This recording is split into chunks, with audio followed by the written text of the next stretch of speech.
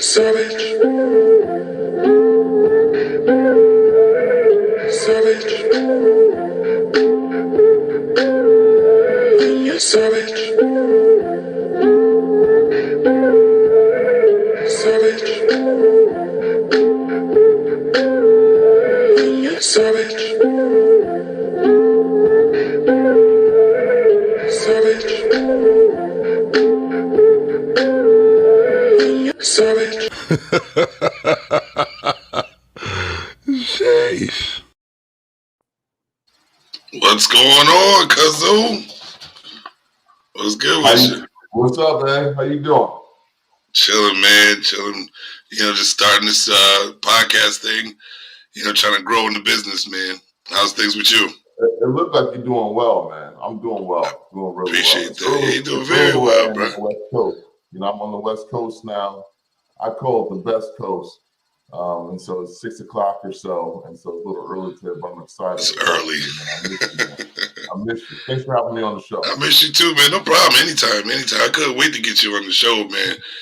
Just to just let show people how a black man gets down. You know what I'm saying? Like everybody looks down on us.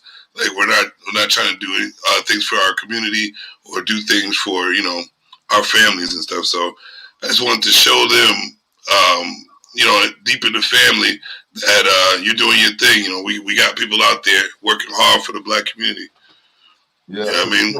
For sure. I'm just, you know my story. You know where I come from. I'm just super grateful, man. I'm humble and I'm grateful. Any opportunity I have to pull others up, anybody can pull up, anyone I can invest in. That's what I want to do. And I want to open up doors that folks will open up for me. So that's just kind of how I hear that. So yeah, man, they don't know our story. Like we used to be inseparable, man. I was on my show last night. I was talking about the pancakes. How we used to always make pancakes for breakfast, lunch, and dinner. Yeah, no, it's funny because I tell people this all the time. Like you said, we were inseparable all through middle school, most of high school. And of course, look, I still have a photo that your mom made for me that said, even though we're miles apart, we're still close to heart. We were really, really tight. But making pancakes, I still make pancakes to this day. You taught how to make pancakes. And I remember the variation of pancakes you made. Like, Janae, the older sister, she made big, fat, huge pancakes. Right. I think Jennifer was short, like small, little hard pancakes, and we were somewhere in the middle. I remember everybody made pancakes. That was fun. Those little pretzel grills. I still go out and buy me a $20 grill. Really? Nice. To make pancakes. But I learned how to make pancakes 100% from you. The other thing that your mom will buy us is the honeycomb cereal. Because you would get the box. We would eat the honeycomb cereal. Between the honeycomb cereal and the pancakes, man, we would eat that every single day. I forgot what else we used to eat. I mean, is that really all we ate?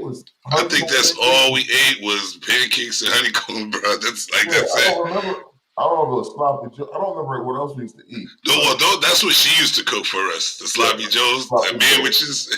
It's so funny. So I'm pescatarian now. I only eat seafood. But just the other day, I had some I used Impossible meat. And I made sloppy joes, and they were blazing. And I was trying to connect to what memory that was, but that was memory of. Definitely, man. That was a definite right there. And we always used to do workout too. We stayed fit. I know I'm gaining a little weight here, but we stayed fit all the time, bro. Let me tell you something, man. You always had a grown man body ever since you were 6 years old. 6 years old, this guy was ripped. It was unnatural. You know what I'm saying? People walk around looking like a grown man. That's why you got in so many fights when you was young, because everybody wanted to touch you. They want to they tried. They definitely tried. I mean, I don't know if your audience knows, but this guy been fighting since he's been a little boy. I mean, it's never been a one-on-one. Nobody ever wanted a one-on-one smoke. Never. 2, 3, 4 people. And I was a little string bean back then. I try to hold my own. You had my back though, man, all the time. Of course, you know that. I still do. But I specifically remember a time outside of middle school, man, I felt like people were just coming from everywhere. Everywhere, bro. And you always see it in the Bruce Lee flicks when he's taking on all these people. I remember you had locks on your hands and you was just hitting this one, throwing this one. I was like, man, it was like 1-on-7. And then it was one other guy with us who punched something. We still don't know what he punched because we haven't seen him. Remember the one guy? It was John, I believe. He punched something. And he was like, oh, something. Broke his knuckles. The next day, he's like, yeah, I punched him. I was like, bro, I don't remember you being there. I don't remember.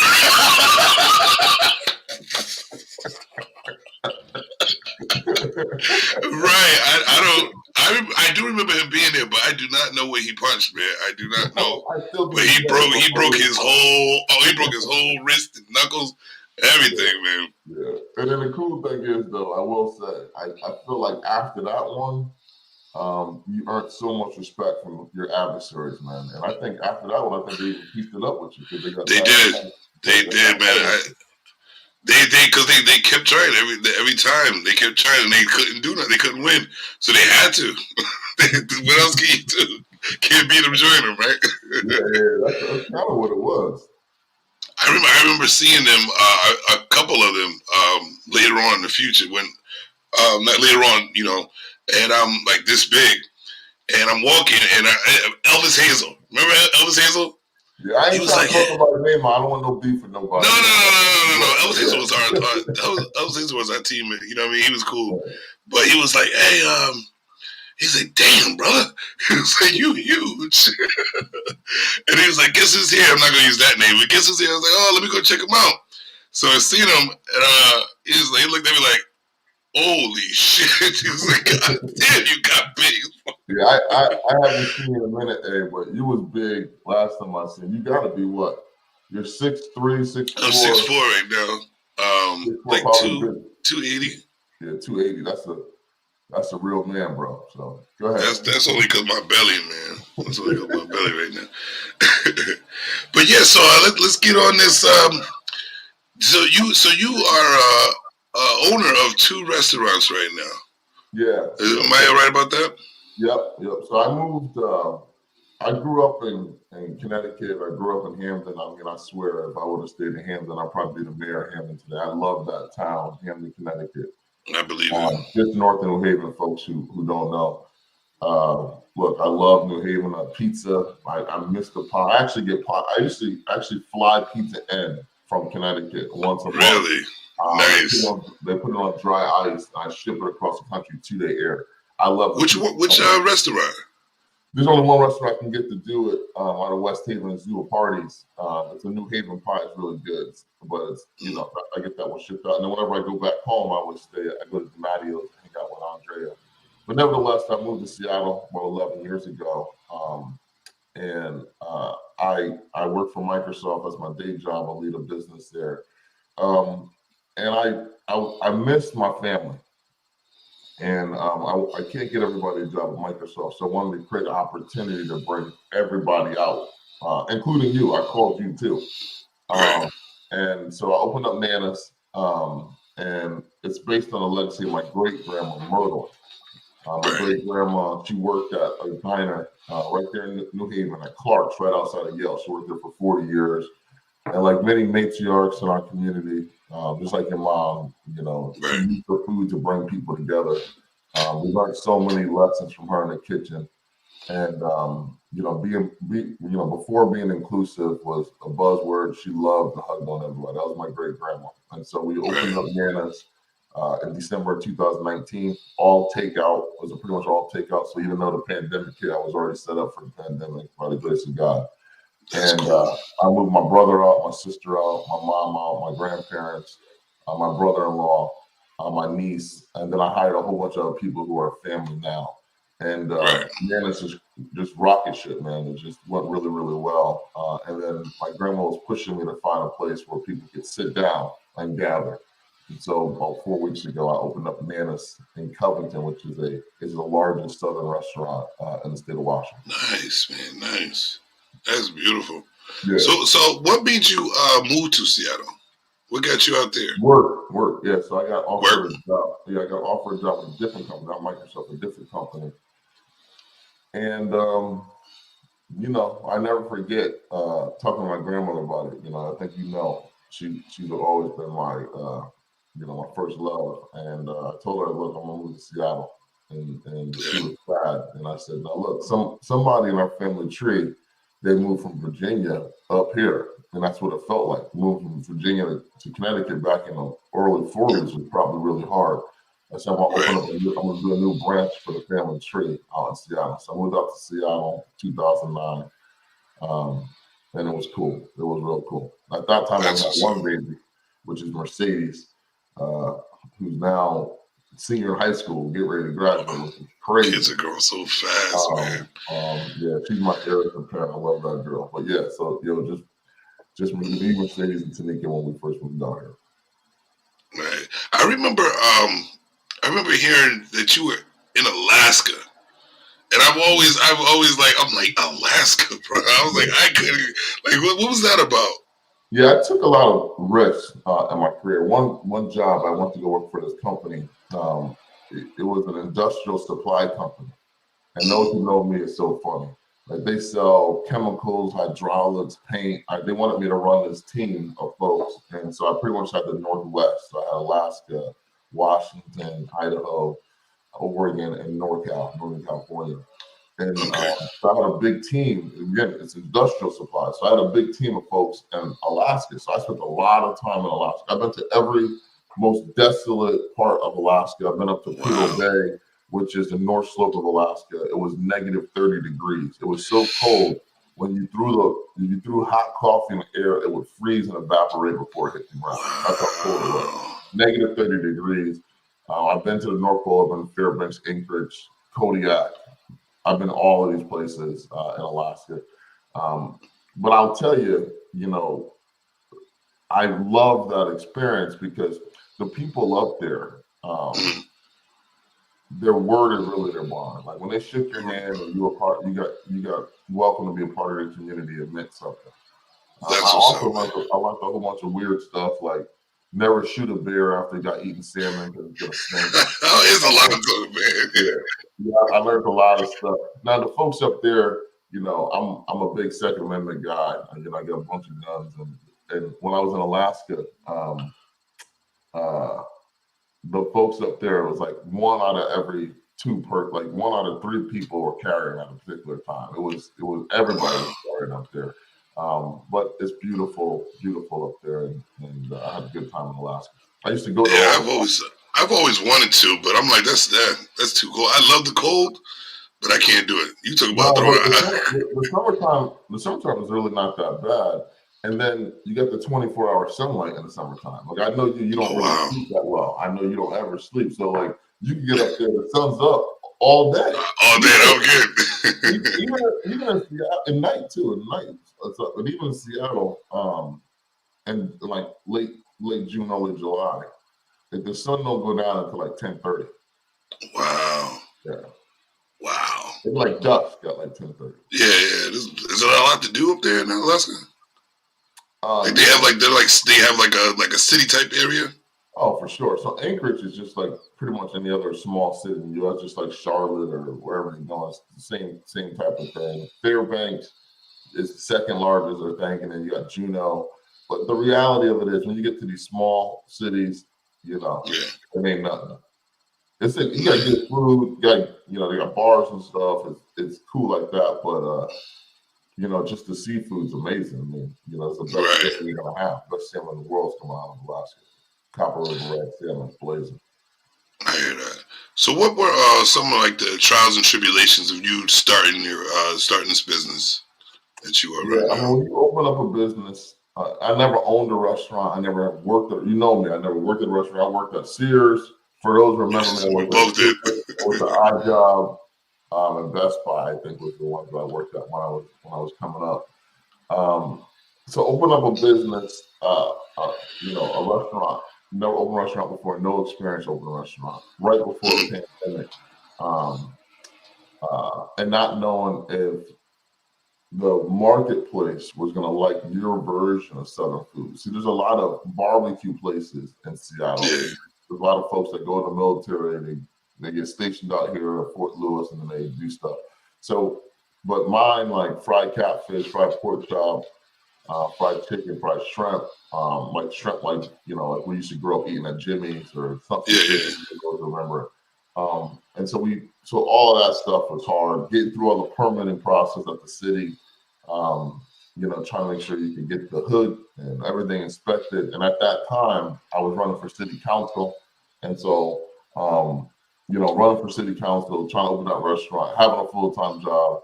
And I think at that time, I had 5 kids at that time. Yeah, so my youngest was already born. So it was a lot to juggle. I had a bunch of nonprofit work and stuff. But my biggest learning there is that, any big obstacle you had, just you gotta take one bite at a time. It was just like, what could I do today to move this project forward? What could I do tomorrow to move this project forward? And then just not give it up. I mean, like when the pandemic hit, there was all small businesses that just like gave up. I said, nah, I'm gonna fight through it. And you never gave up on anything. We kept our hours open, and we just fought and gritted it out and grit through it. And then the community just saw the hustle in us, and we were still serving people. And at the time of a pandemic, people want comfort, and comfort food is always to get comfort. And we loved on people. We pushed real hard, and I'm so proud of the staff. We got pretty much recognized from every major news coverage in Seattle area. I mean, we've been on our news all the time. That's beautiful. Yeah, if you go to our website, nanassouthernkitchen.com or nanasouthernway.com, you go to media, you'll see we done had a bunch of media attention and celebration over it. We were ranked the best restaurant and best takeout restaurant in our town that we're in by a local newspaper as well. So we pushed through it, we hustled through it. So that was one. Second, open up a family business is tough, right? Because, you got different types of relationships. I mean, my grandmother, who's my chief joy, at Nana, she works for me. She's like, great. Right. Now, again, she don't really work for me, but you get what I'm talking about. I got my mom, I got my brother, my sister. And so working through those relationships initially is difficult, but now, like I will tell you, we as a team is just unbelievable. Like it just works so well, so fluid, and so thankful for the people that work with us at Nana's. I think that is a plus when it comes to family working together. I think it's always going to be tough, very tough at the beginning. But I believe if family could get over that little hump, that tough hump, be phenomenal working together. You know what I'm saying? You trust your family. You should be able to trust your family, and then your close friends are your family that you get to choose. And so between my family and the family I got to choose, we flow so well at Nana's, and I can go on to the next thing. I could never open up restaurant number 2 if it wasn't for my brother and my sister, right? Nice. And I never would have gonna open up restaurant number 1 if it wasn't for Tanika and my mom, right? And so there's always gonna be. And my grandmother, I wouldn't be able to do any of this stuff without her prayer. So there's always going to be people that you lean on. My grandma's husband, he did phenomenal work while we were coming up. Like there's always people, because when it gets rough and we need people to make sacrifices, your family and friends are going to be thinking about how to make sacrifices. To my first employees or first people that join Nana's, they take sacrifices. As we grow, we have to earn that from our new employees, that they believe in the company and the vision, and they're willing to make those sacrifices that my family does, my family I got to choose does, and then our initial employees. Right. So just thinking about everything you have to go through, is there anything that you would anything you thought about that you would do differently, or you believe that you're on the right track? No, I mean, look, I try to live my life with no regrets, but I do my best to try to take risks and jump when I want to jump. I'll tell you, for those who are on the fence about starting their own business, I'll tell you, I have never, and this is not trying to be arrogant, I want to inspire you. I've never met an entrepreneur where I'm in awe. I'm like, oh my goodness, this entrepreneur is just this or that. I've always wondered, oh, she's really smart, he's really smart. But it really just comes down to that they have the guts and faith to take a risk and bet on themselves, right? You know, Right. at the time, you know, I didn't need to add any more. Like I already had a terrific job, a great career, and all this was going to do was essentially allow my family to eat and others to eat, and then I was gonna, you know, obviously have a new experience. And so I Right. would just say, like, just jump. Like there's three things I would say. One, um, done is better than perfect. Like there's so much time we chase perfection. We want things to be Right. perfect. I gotta make sure I line this up before I launch it. I launched Nanas. I launched Nanas without a website. We didn't have a website for like the first 6 months, and at Right. that time we probably already did $500,000 in sales. Wow. That was in the first 6 months. And so, like, I'm telling you, like, done is better than perfect. When I first Right. started, we used to, you know, we make fresh tea and fresh sweet tea and fresh lemonade every day. We had it in the big plastic container that you have at the campground. That's what Yeah. we told people out of. And then one day, and we were doing so well with that, just making that tea and every so often and putting it out there. And then one day I was at a restaurant and I saw like the real legit merchandising one, the one that black with the, you know, with the clear tops, it was all the different. Yeah. I was like, why don't I got one of those? And then when I ordered one, I ordered was like $800. I could have been had one of those, and I put it out. Right. So done is better than perfect. So just making I sure hear you that. don't get paralysis by trying to analyze everything. Like people get paralysis and don't jump because they're too busy trying to make sure everything's perfect. Don't do that. Just go out there and do it. Learn, listen to your customers, adapt to what your customer wants, and then push forward. Anybody can do it, but you just gotta have the guts to do it. That's one of my biggest things. That's a rule that I live by. Adapt. You know what I'm saying? It's not like lower your standards or anything like that. But it's like you gotta go through this life, and it's you. You know what I'm saying? And in order for you to grow, you're gonna have to adapt to a lot of different things. You know what I mean? Because we were brought here. You know what I'm saying? Now, I'm not saying we were brought here, but we go into towns. It's not our town. You know what I'm saying? So you gotta adapt to the rules. But in order to get your way in, you're gonna have to adapt. And the funny thing about it is when someone says, like, you know how people ask you, what type of superhero would you be? And I would say, you know what my name would be? Professor Adapt and Advance. That would be me. Because that's all I've ever done. Adapt to what's going on and advance from it. You know what I'm saying? Yeah, So no, I totally agree. I mean, I think you gotta have two things, in my opinion. One, you gotta have agility. To your point, you gotta have agility. Now, Right. again, it still needs to be principle based. At your core, you still have to have some resolve that's unmovable. But overall, like that has to be surrounded by agility, being able to adapt and those types of things. Right. Good morning, Jamal. The second one, in addition to like just having that agility and adapting, you gotta have a growth mindset. Like you gotta continue to sharpen your saw. You know, see that's the problem. It's like a lot of times we get really good at one or two things, but this is a global economy, and the internet is flattening it. It's a flattened economy, and so you have to continue to sharpen your skills, learn new skills. Like Aaron, like this is a beautiful production that you put on. Like this is a new skill you developed. I remember when you were doing beats. I remember when you were trying to make music. I remember you doing all these different things. Like I remember your first skill is that you used to beat people up, and so that, so I was good at that. so that skill that allows you to be a bouncer, a professional bodyguard, allows you to do all those, the security, allows you to do all those things. But eventually, you had to add more skills to that. So then you added, you know, being, you know, the music stuff, and then now you got a doggone TV show. And so like, you continue to add more skills, and it's so important. Like again, because if those who don't continue to evolve, adapt, and grow, you will be extinct, and you will not be able to create the same value that you need to survive or thrive. You're absolutely right. You won't thrive. Right, you're absolutely right. So I know you said about the entrepreneur, you know, you haven't seen one, but who are some of the people that have inspired you?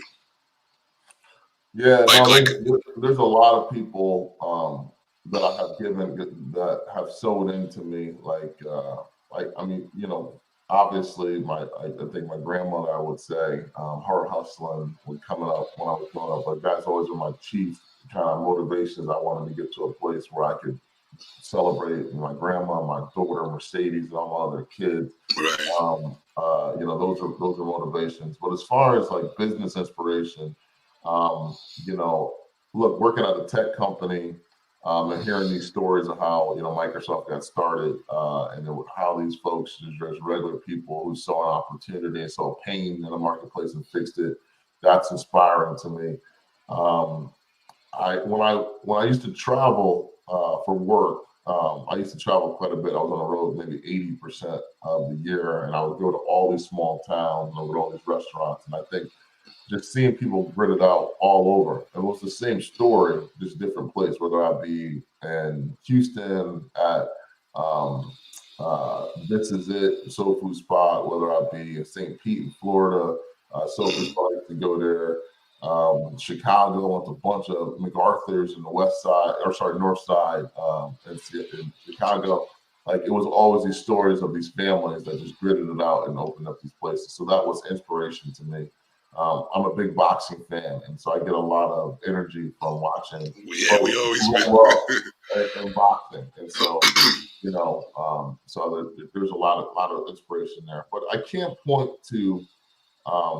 If I'm trying to think and try to point to one particular person, just not. I've gleaned inspiration from so many stories of people taking a bet on themselves. I mean, like my plumber, Perez Plumbing, like same thing. This guy just working for somebody one day said, I'm opening up a plumbing now. He got a multi-million-dollar plumbing stuff in Seattle. There's my electrician, Rob. I love him. He's always grinding, hustling, and growing. And so it's like, how do you continue to find inspiration from all these other different people? Right. Like, I know, I say that because, sorry about that. I wanted to give you your flowers because all through life, I've been watching what you've been accomplishing, and I'm like, Todd's definitely an inspiration. Like, that's the reason why I try to start little different things to broaden my horizons and all that stuff, because I just see how it's flowing for you. You know what I mean? And so you're always on your grind, always hustling. You always got something new going on. And I'm like, that man is doing his thing. And I'm like, I know we both grew up together. And I know we're both very smart individuals. You know, in the conversations we've had, you know what I mean? You already know we're on a different level. So it's like I'm in a different place. You know, so it's taking me a little bit longer, but I know I can get there. So I was like, definitely. You were definitely an inspiration to me, you know what I mean, getting my life together, getting things done, you know what I mean, because you got 5 kids, and you just still doing your thing, you know what I mean? Yeah. I got 3, and it's kind of hard, but it's like, I know I can get there. You know what I'm saying? If we can do it. The one thing I want to say, I want to be very clear to the group, is like, I don't want to live this Facebook, Instagram life where, see, on Facebook and Instagram, most people post the best version of themselves, the best version of the experiences, the best versions of the activities. They post the best version of what's going on. Most people don't post their darkest days or when they're gritting stuff out or they're stressed out. Now, look, I'm 39, I got grades, and those are lessons that I have learned and things that I persevered. And so while on the appearance, there is a tremendous much of success, and there is, and I'm thankful for it. I thank the Lord for it. The Bible says, faith without works is dead. I work really hard to have the success that I have. I don't want to give anyone the impression that it's been an easy road. I've had so many days where I felt like I was pushing too hard. I had so many days where I felt like this wasn't going to come together. I have had so many days where I have been super, super stressed out. And I've had failures, and it's important that people discuss their failures. I've had failures where I tried new menu items that didn't work out. I had failures when I tried jobs that I actually ended up didn't liking. I have had failures, whether it be in relationships in my family. And so there's been tremendous amount of failures as well. And I think that people don't embrace the failures. Like, the failures is a learning opportunity if you allow it. It's really only a failure if you don't learn from it. And so I spent a lot of time reflecting on the things that I failed at. The other thing I would say is, I think when I really hit my stride is when I realized that there were certain things I just weren't going to be good at. Like, look, there's certain things I'm just not good at. And so I have to find people that I can inspire, that I can compliment, so I can tap into the things that you're exceptional at. There's certain things that I'm absolutely exceptional at, and there's certain things that I am just flat out terrible at. And the things that I'm terrible at, I don't spend no time on. I don't spend any time on things that I'm terrible at. I don't spend any time on it. 0 time. And so I work with people like I have at work. This lady Noelle, who's just fantastic, who's my right-hand person, and all things outside. Nana's my assistant Z. She is great attention to detail. They're both great process people. They're great operations people. They're always looking around corners for the next hurdle. Where I'm more of a big picture, strategic, fast moving. I'm gonna push through. And these folks that the Lord has allowed to work with me, around me, has helped me excel. And so, like, another thing I would just say to folks is, if you're not good at something, like innately not good at, like I'm a terrible speller, I'm a terrible writer, I have to really concentrate to write things well. You got to surround yourself around people who are exceptional at those things and tap in. And don't spend and waste your time on things that are going to frustrate you that you are just not good at. And it's okay to not be good at stuff and learn from those failures. So those are, I love when people, I love to just make sure I make it clear to people that I've had my fair share of failures, for sure. And then there's a lot of stuff that I'm not good at, but I just don't spend any time on things that I'm not good at anymore. No time. Yeah, I love, I'm not gonna say love, but I love the fact that I could be knocked down, you know what I'm saying, and get back up from the knockdown. I appreciate every knockdown, because I went, you know me, I went through life like, you ain't knocking me down, you know what I'm saying? But I was humbled when I had my, like, a heart failure. You know what I'm saying? Before that, I was on some old, I'm invincible, this and that, whatever. But, you know, I still had a, good mindset. But once that happened to me, it was like I was so humbled, but appreciative, because I'm like, yes, I am kind of human. You know what I'm saying? Like, I could be knocked down, you know what I mean? And from there, it's just like, I appreciate every wrong move I made, because I think about it, and I'm like, look, I can't go through that again. I don't, you know what I mean? I appreciate, you really can't learn from anything if you don't get knocked down, or you don't go through the failures, or don't go through the wrong. You can't even grow if you don't fail. You know what I'm saying? Because how are you gonna know how to grow bigger if you don't fail from something? Yeah, I totally agree. And like, there's 3 relationships that, like, I encourage everybody to have and to do it as much as you can. Like, one is you gotta have a mentor, someone who's pulling you up. You gotta have a mentor. I have phenomenal mentors at work. I got some people who really, really care about me. Outside of work, I got some fantastic mentors. I got great, great mentors in politics. I got great mentors. I'm thankful I have terrific mentors. Second, you gotta have people that's in the hustle with you, your peer group, people who are dealing with the same stuff that you're dealing with, that you can confide in, because y'all walking in the same walk. And then also you gotta have your mentees. Now, your mentee, you gotta sew back in, because when you mentor people, one, it reminds you of lessons that you've already passed, right? And so you're gonna constantly remind yourself of where you were when you're mentoring these people. They're going through stuff, that the tests that you've already went through. And so that's going to continue to give you confidence, because you're going to remind you the things that you've overcome. And second, it's going to drive you to continue to learn and grow, because if you want to keep this mentor, you're going to have to keep feeding this mentor. You're going to run out of stuff if you're not continue to sow into yourself. So that mentor relationship, sowing into people, that peer relationship, building peers, building community with peers, and then also getting pulled up by a mentor. Like, those 3 relationships keep you balanced. Because if you have all mentors and not sowing it forward, then that's whack.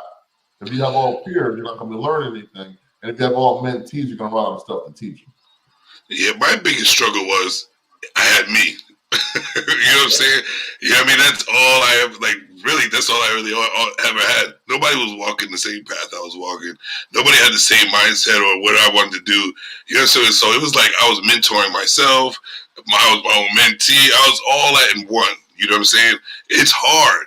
That's the hardest, to know that you got a goal to get to, and the only person you can talk to is yourself. You know what I'm saying? So it's like, how do you do, like, that's one of the hardest things, because the older you get, the more people you don't trust, because you see their ways. You know what I'm saying?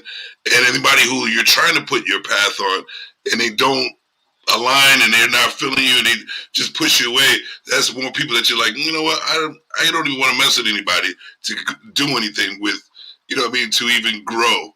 So it's like I am gonna grow no matter what. In my position, it's gonna take a lot longer because there's, like you said, it is good to have a mentor, somebody who keeps, oh, you're doing the right thing, you're doing the right thing. You know what I'm saying? Me, I gotta be like, am I doing the right thing? Am I doing the right thing? You know what I'm saying? What I would say to you, Aaron, it's like, or Jim Savage or A, I don't know what. It is what it is. We fair, bro. I've been calling you A for my whole life. What I would say, A, is like, one, trust is predictable behavior. Can you predict what someone's gonna do?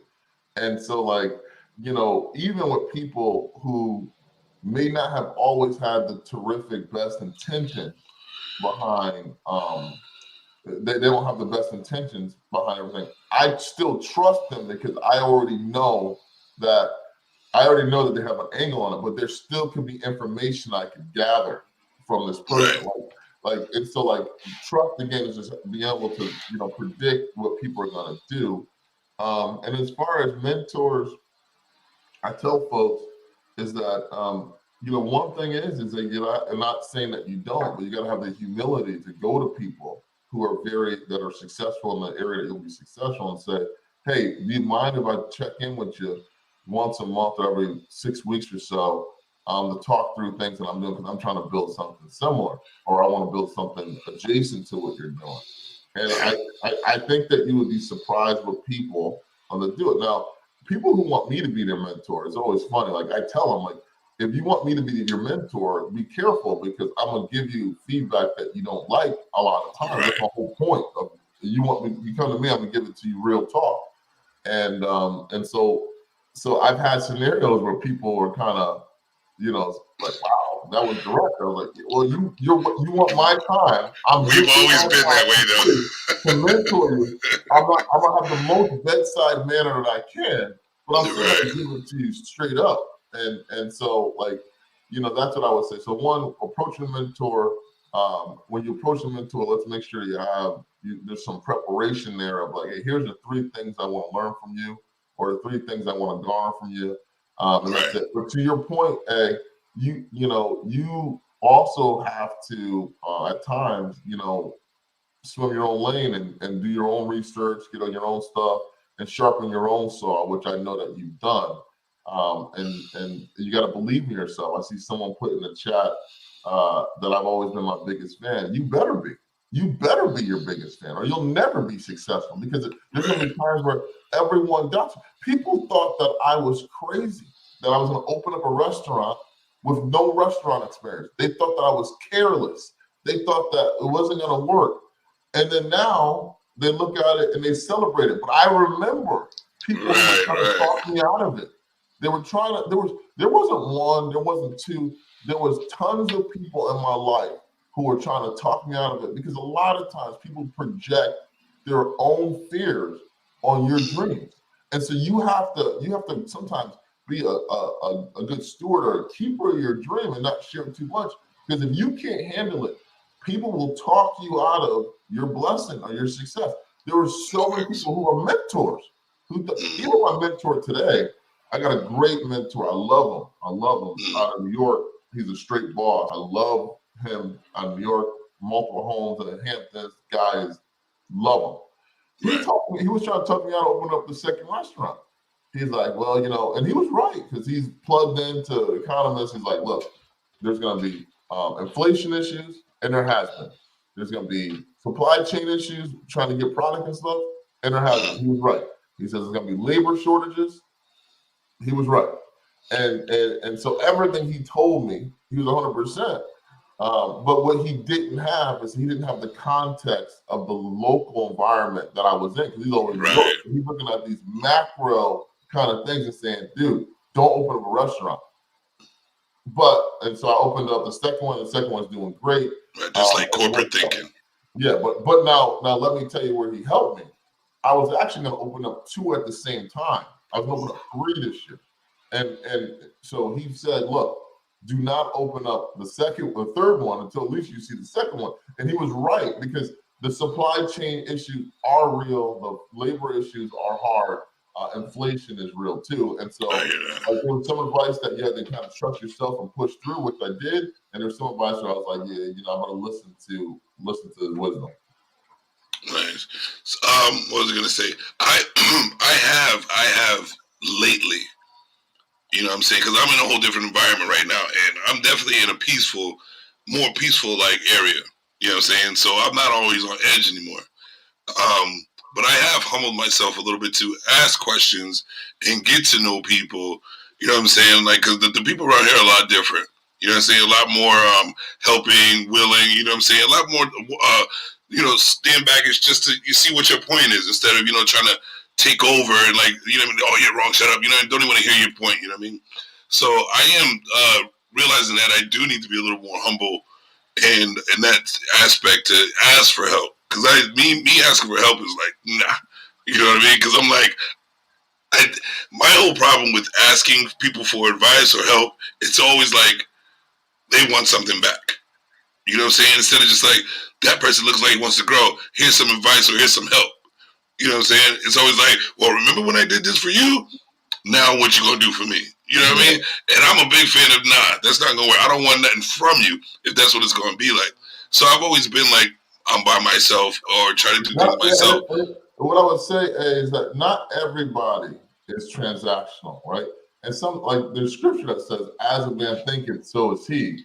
And so, like, sometimes you cannot project potentially how you may feel on someone else. Even I was talking to someone the other day. I was mentoring someone the other day, and I was like, you can't spend someone else's wallet, right? Because, like, a lot of times, like, oh, I don't want to charge that because I wouldn't pay it. Well, just because you wouldn't pay it, that doesn't mean that someone else won't pay it, right? You can't, like, spend someone else. There's certain things I buy now I never thought I would buy. And when I go there, I buy it, whatever it is.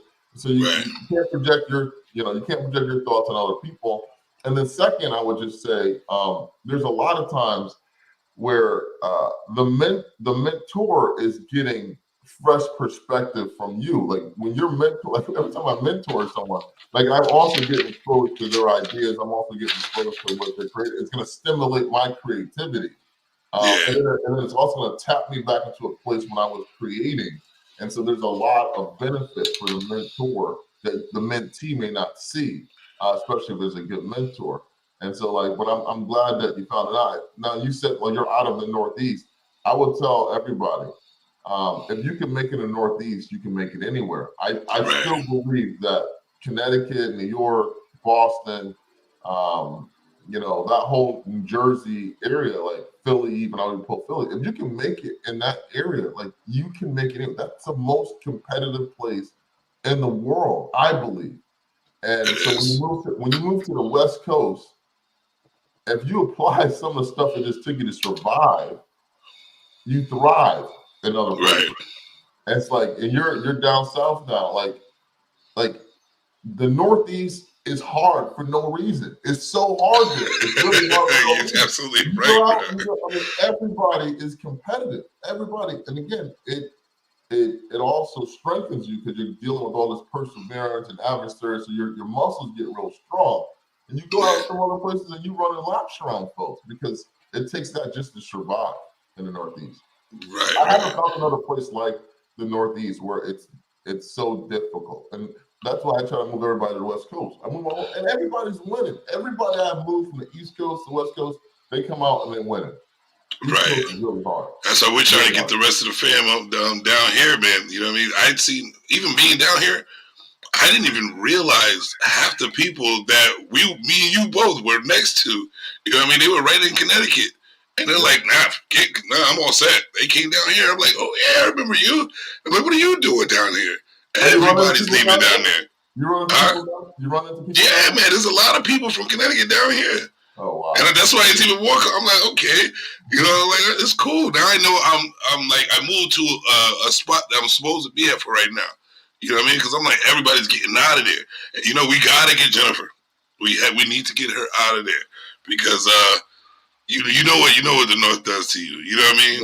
Yeah. And it's got to happen. But time will tell. Time definitely will tell.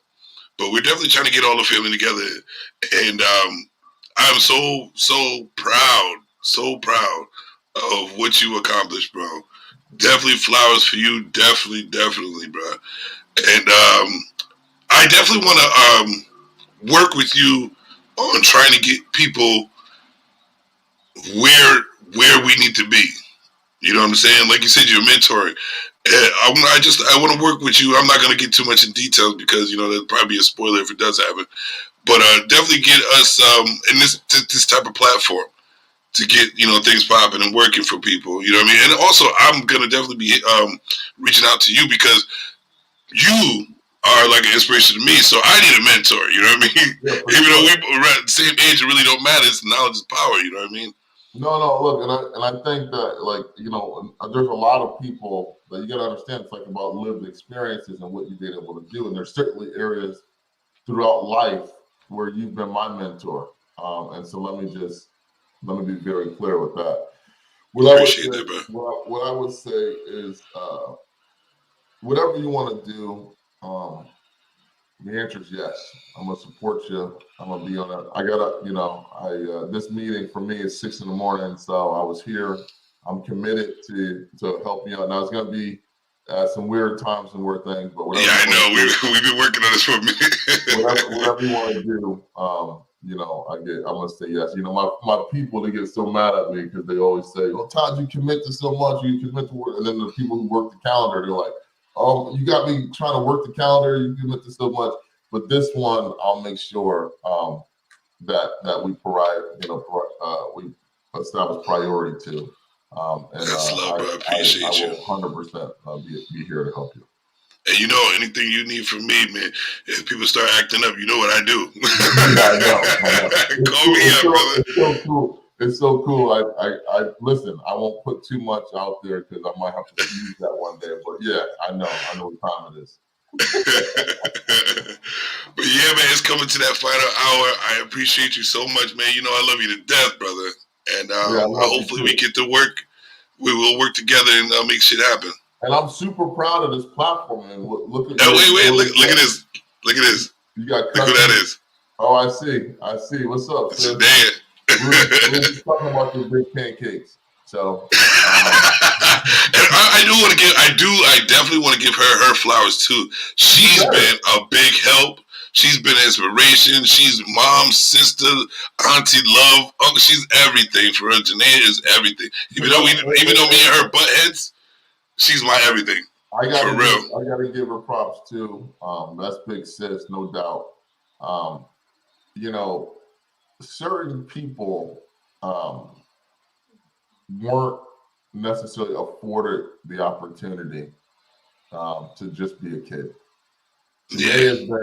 Janaea has been mini mom and mom for as long as I've known her, and she's always had the biggest heart and want to bring people together and stay together. And the sacrifices that she's made for your family and even me, I felt them. And good on her for never giving up. This is a girl who's never given up. She's committed to her family and keeping everybody together. And I know Miss Jackie Strong is smiling down on her and all of you. And all of you, because I know for a fact. I remember, Janaea. There was times, we used to get in. We used to get it in. But you knew it was real. And when you got a hug from, the little arms, you got a hug from.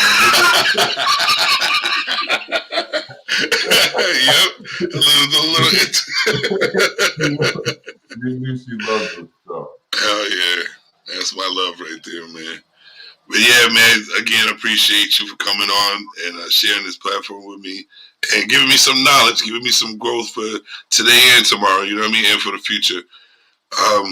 Love you, bro, for real. That's serious. Love you. Super proud of you.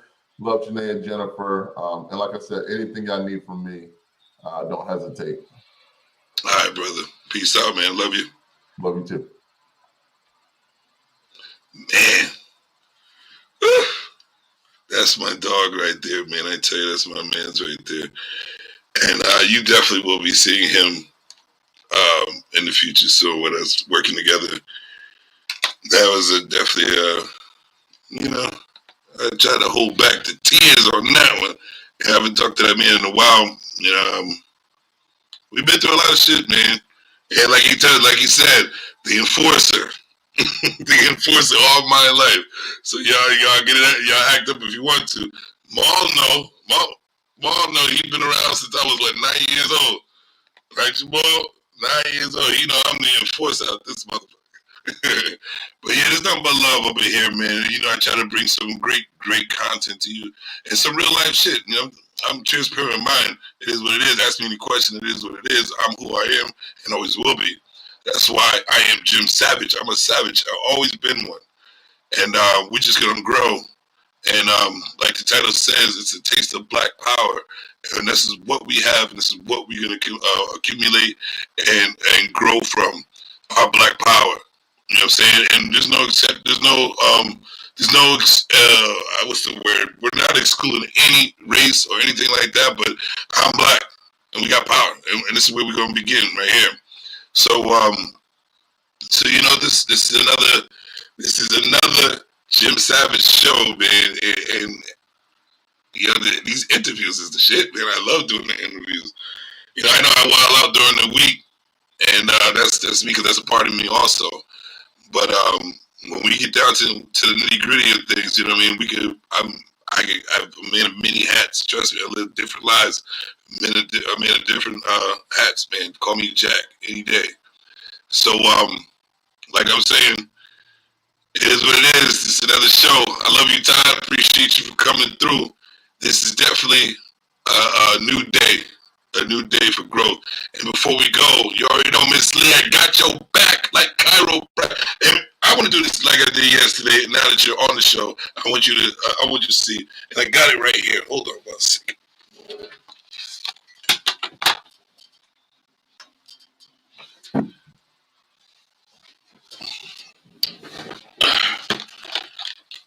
All right. And I want all y'all to pay attention because I am a product of this and feeling great about it. Miss Lee hooked me up. She knew I was struggling with my knee. I messed my knee up a couple days ago. You know what I mean? And I was struggling, man. Even struggling to try to get to work and all types of things. You know what I'm saying? Miss Lee said, I got something for that ass. Not for my ass, but something for me. Boom. This right here, I know you don't see the title because you need to order that. But this right here is a rescue cream. Man, I've been applying this to my knee for the past couple of days, and I've gone from damn near crawling up the steps to running up the steps. My knee feels phenomenal. Phenomenal. I need y'all.